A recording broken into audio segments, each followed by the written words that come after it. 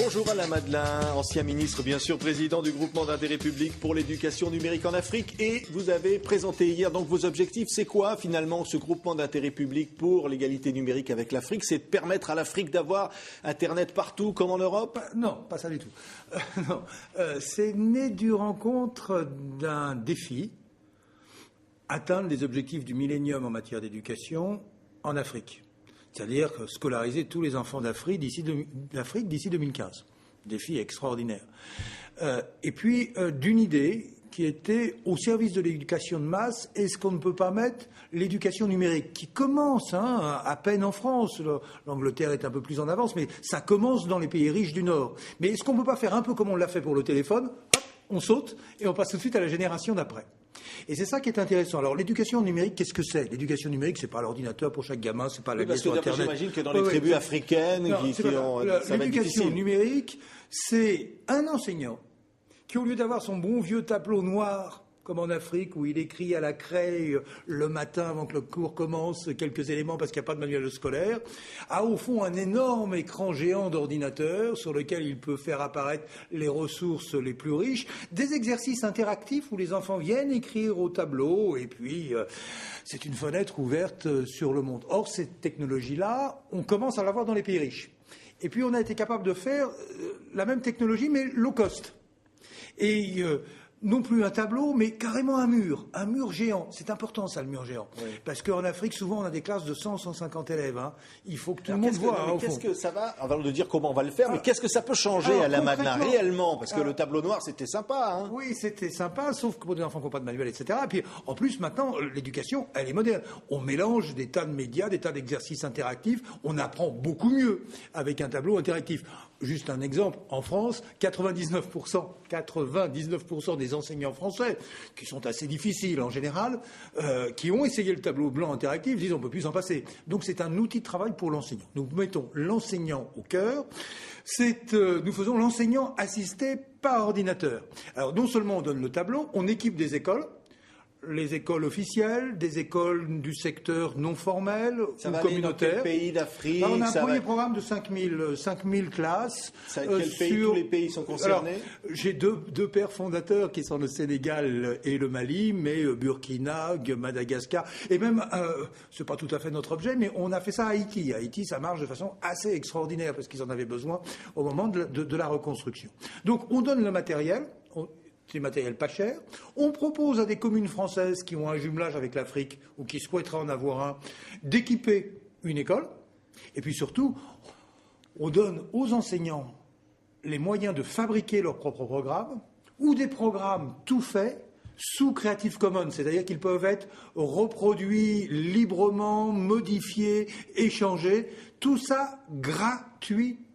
Gratuitement, alors qui paye, Alain Madelin? Parce qu'on imagine qu'il y a quand même un financement pour tout ça. Alors d'abord, la France a fait un effort important. C'est pour ça qu'on a créé une délégation interministérielle à l'éducation numérique en Afrique. Puis maintenant, on cherche des sponsors, on cherche des collectivités pour étendre le programme. Mais vous voyez, l'équipement d'une classe, pour vous donner un ordre de grandeur, c'est 1 000 €. Et on va encore descendre le prix. C'est beaucoup, mais c'est pas considérable. Et puis, les programmes qui sont derrière, comme quand vous reproduisez une photo de vacances et que vous l'envoyez à un ami à l'autre bout du monde, c'est un clic et c'est gratuit. Donc, la reproduction des programmes est nulle. Et puis, il reste la fabrication des programmes. Alors, on en achète, on en fait fabriquer, mais surtout, on permet à des enseignants, à des coopératives locales de production, de fabriquer leurs propres programmes. On a créé des outils exceptionnel. C'est parce que évidemment c'est fait. Il faut voir les outils parce que à partir de l'idée d'un manuel ou une idée que vous avez, hop, vous créez un programme interactif. C'est extraordinaire.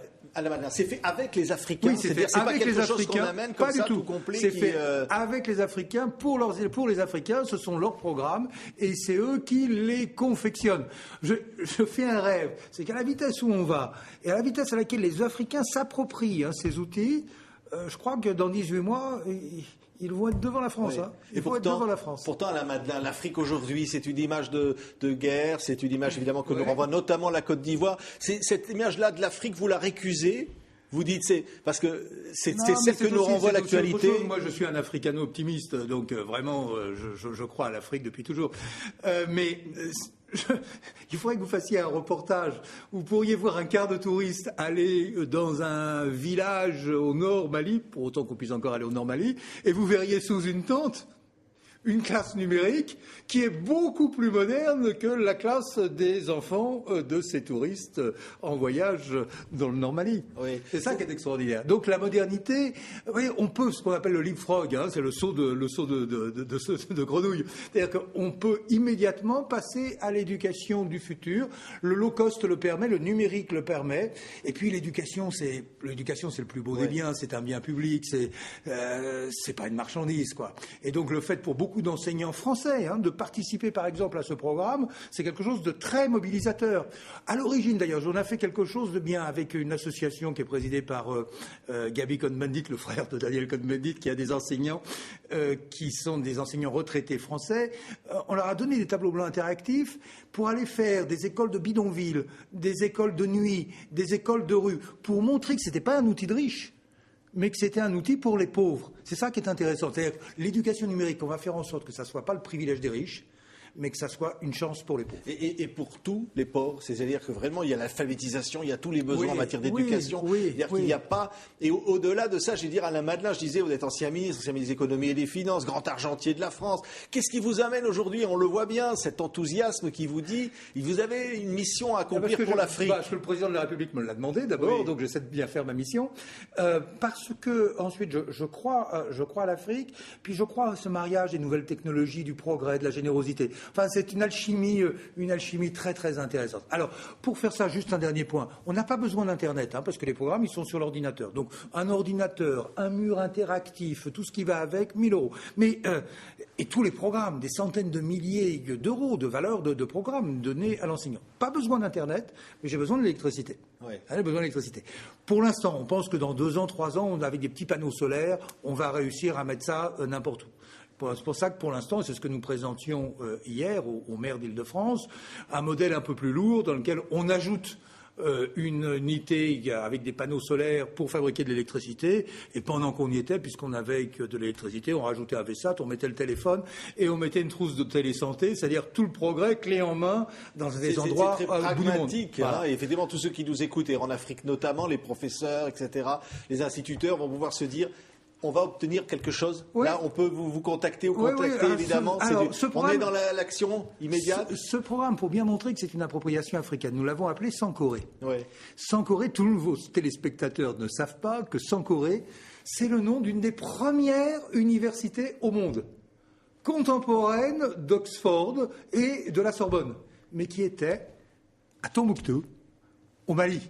Fierté extraordinaire africaine. C'est-à-dire qu'une des plus vieilles universités du monde est en même temps un pont vers le futur. Donc, sankoré.org, tous ceux qui veulent participer à ce programme, rendez-vous. Voilà. Merci Alain Madelin d'avoir été aujourd'hui l'invité de TV5 Monde.